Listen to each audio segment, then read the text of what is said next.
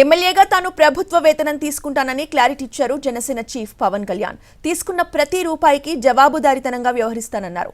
తాను తప్పు చేస్తే చొక్కా పట్టుకుని నిలదీసే అధికారం ప్రజలకు ఉందన్నారు ఆయన.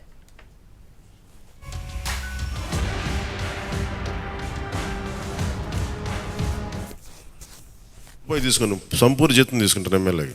తర్వాత నేను ఇవ్వాల్సింది ఇచ్చేస్తాను, అది పెద్ద పట్టించుకుని. కానీ ఎందుకు తీసుకుంటానంటే ఆంధ్రప్రదేశ్ ప్రజల సొమ్మును తింటున్నా ఆ బాధ్యత అనుక్షణం గుర్తు చేసుకోవడానికి.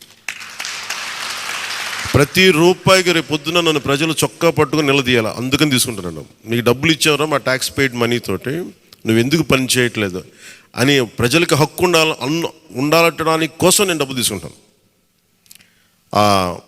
ఎమ్మెల్యేగా జీతం తీసుకుంటాను. చాలా కాలం అనుకున్నాను, ఎప్పుడైనా భవిష్యత్తులో ఎప్పుడు ఎమ్మెల్యే అయితే తీసుకుంటానా లేదా అని అనుకున్నాను.